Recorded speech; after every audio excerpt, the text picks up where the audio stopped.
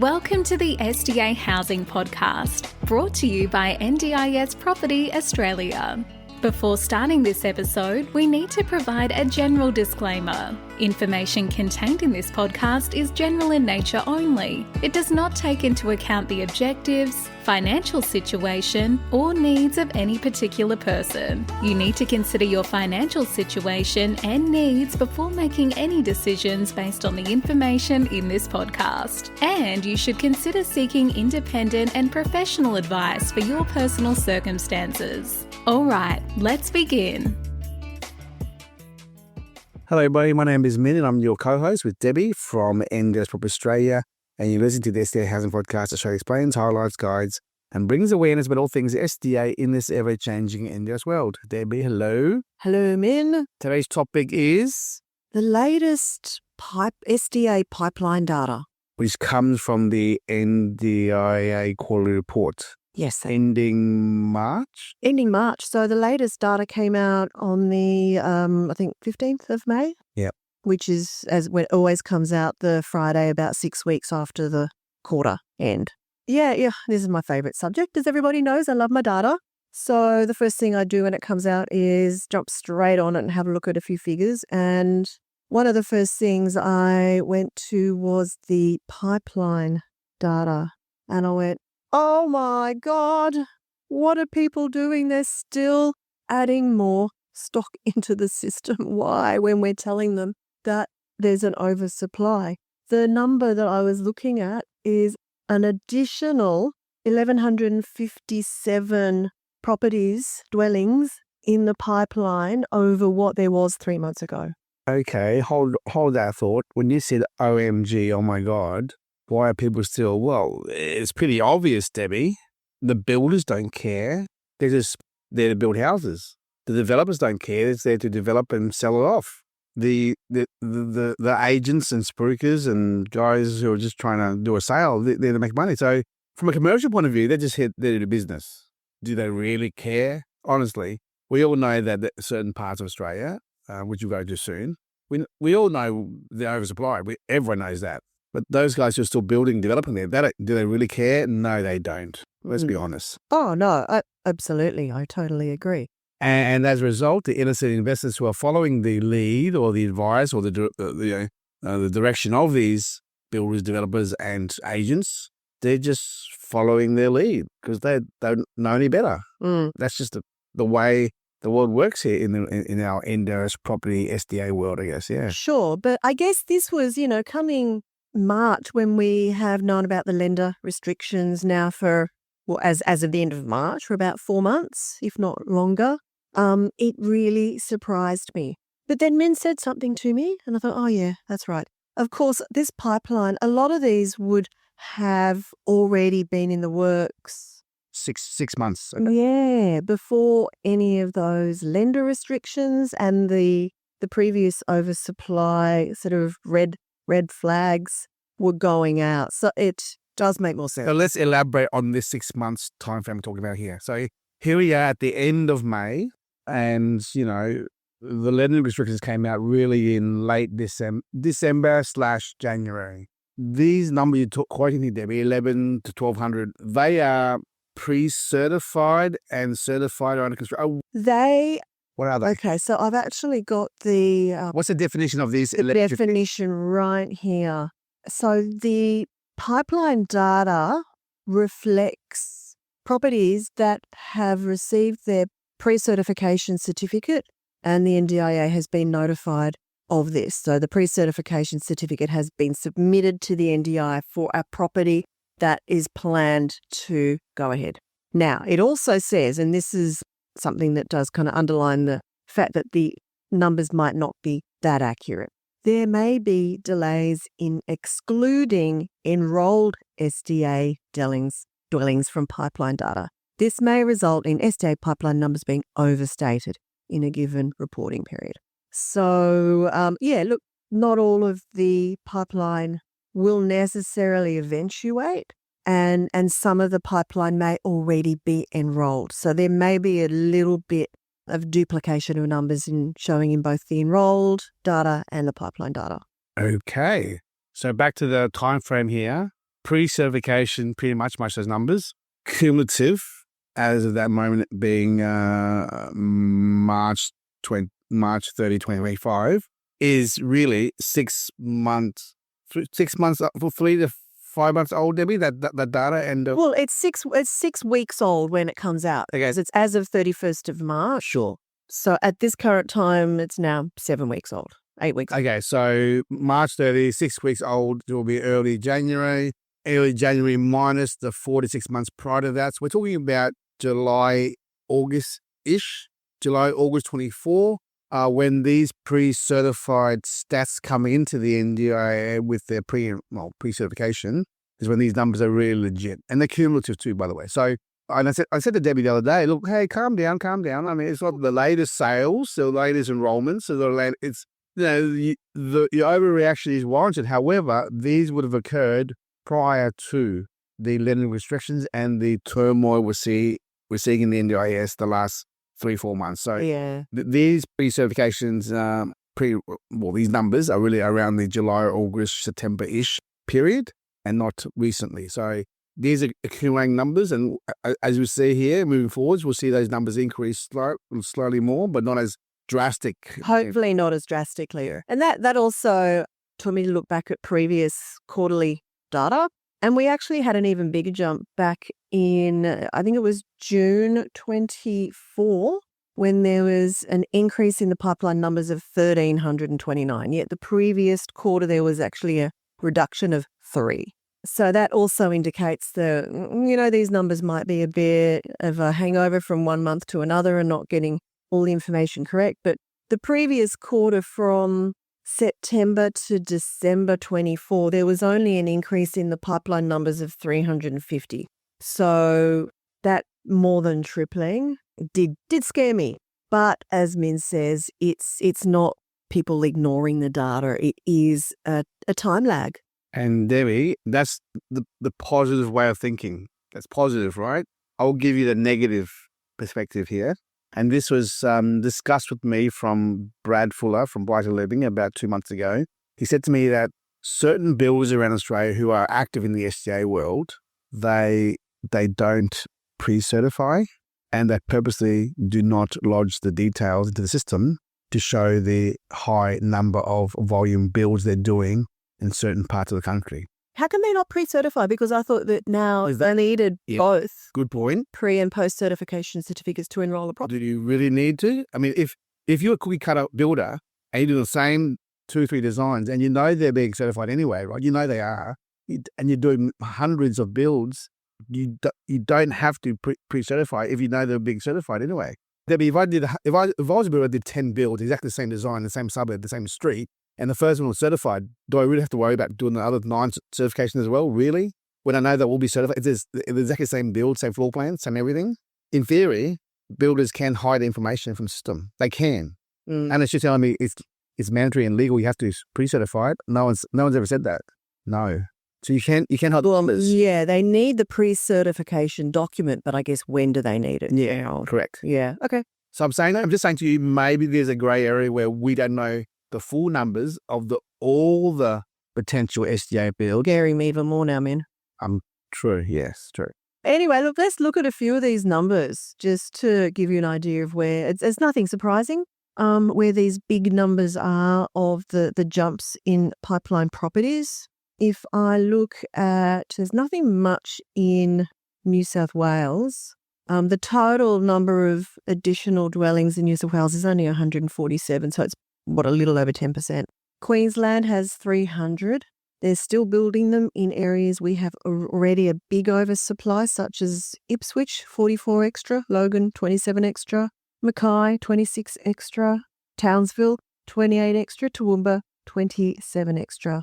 South Australia, Adelaide North, we know is the second or third most oversupplied part in the country. Still another 56 extra dwellings.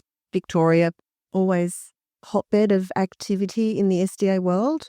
387 additional dwellings went into the pipeline.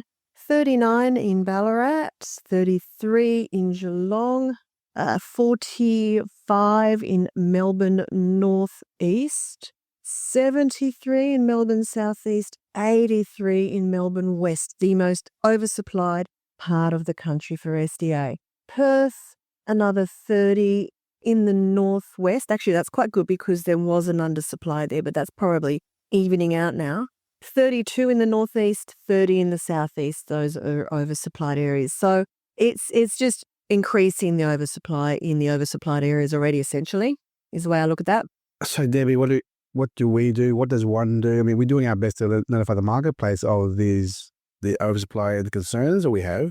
But really, out there in the marketplace, Debbie, you tell me, who is out there saying, don't go there, who is? Us? I mean, who else? I mean, I don't know. Let's be honest, the assessors, they get paid to assess. The builders get paid to build. The architects and designers get paid to design and build, to design. The town planners get paid to lodge town planning and permits. Who is out there waving the flag, don't go to this location anymore, stop. Who is out there has the incentive to say that? Not many other people apart from us. Be honest with me. Is it providers? Oh, yeah, Maybe. Yeah, except providers, yes. Yeah. They're the ones who are saying, no more in this area here. Please, no more. And the lenders, of course. And the lenders. They're the only two entities or parties out there who are saying, stop, enough's enough. Other than that, everyone is saying, let's do business. Yeah. So, and I also wanted to point out, we talk about the pipeline data a lot, and it is an important part of doing an analysis, but it is flawed. It is so flawed. When I say flawed, you have to take it with a huge pinch of salt.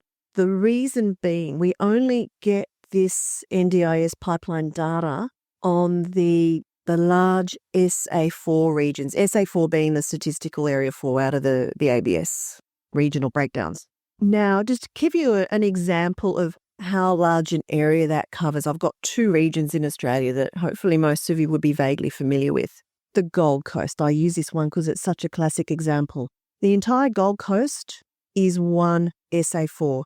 It has 10 smaller regions, the Broadbeach Burleigh, Coolangatta, Gold Coast North, Gold Coast Hinterland, Mudgeeraba, Tallebudgera, Nerang, Ormo Oxenford, Robina, Southport and Surfers Paradise. That is a large geographical area with a very diverse and not an evenly spread population. We know a lot of the stock is in the northern corridor, the Ormo Oxenford area, Nerang, not so much Nerang, but definitely in that Gold Coast North, Ormo Oxenford area. And the demand is still well undersupplied in the areas closer to the beaches, the areas we all know, the Southport, Surfers Paradise type regions. So all we know is that there is a pipeline of, where did I say, the Gold Coast? Another, I didn't mention this one, but there's 17 additional properties have added to the pipeline on the Gold Coast. But we don't know where they are. They might all be in Coomera or Oxenford, or they might all be in Southport. We have no idea of knowing that. The other area, for those who are not familiar with the Gold Coast, if you're from Melbourne, you might have a bit more familiarity with these areas. It's the Melbourne Northeast SA4.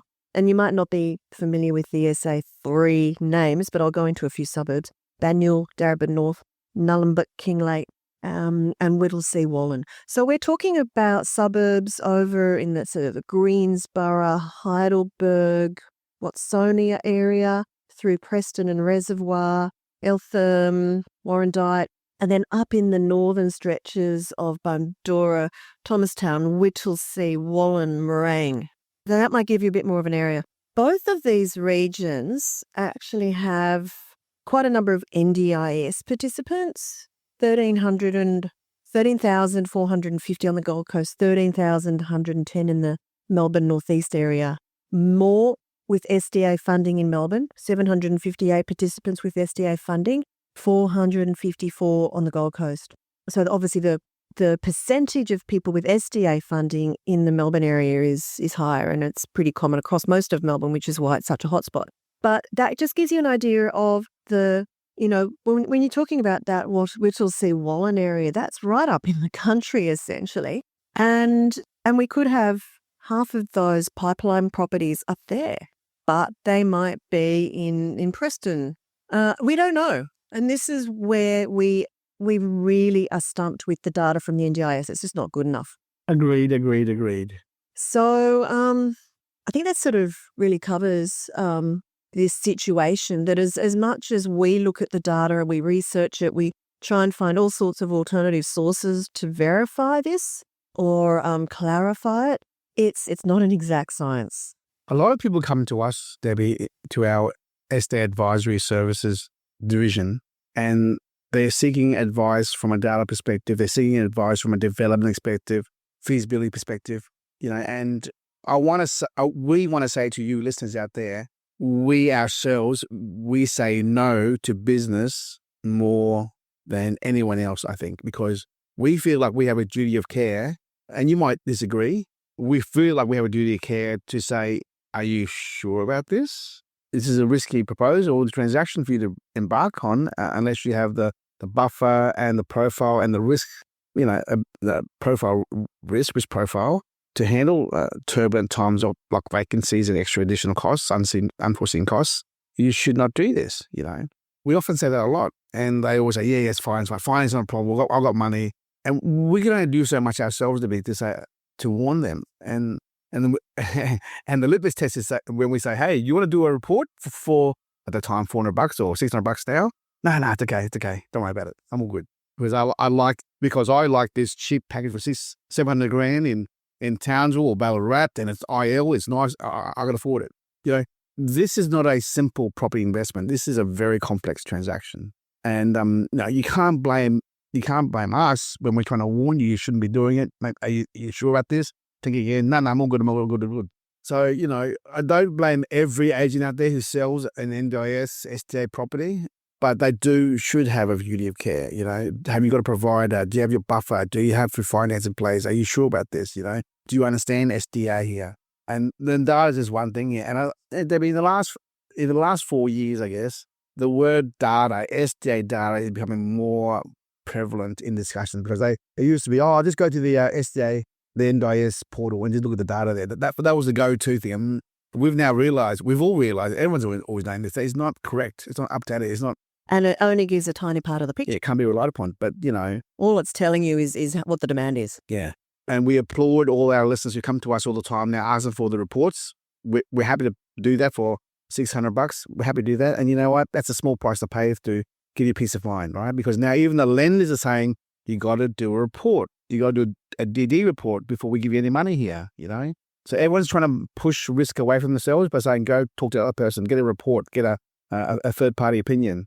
And this is still highlighting to us now, even though it's 6 months old, these numbers here, Debbie, it's still a problem. The inbound sales or transactions that are occurring in West Melbourne, North Queensland, around Perth, the numbers are still wrong. And I'm praying and hoping that 6 months from today, Debbie, that the numbers have died down a little bit. Oh, gosh, yeah. We only hope, Yeah.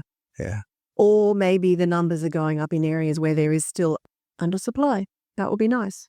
There's actually 3 regions on this list that had a movement backwards in the pipeline numbers, but very, very minimal. Blacktown in Sydney has 9 less properties in the pipeline. The Riverina area of New South Wales, 1 less. Brisbane South, 3 less. But most other areas, there were a few that didn't move at all, but most other areas have got jumps. So people are still out there selling these. The fact that the big jumps are in the areas where it's predominantly greenfield. So it is still house and land packages being spruiked by the builders and the marketers. Yeah, it's still concerning. And yeah, you're right. I really hope that in 3 months' time, these numbers will start to go down.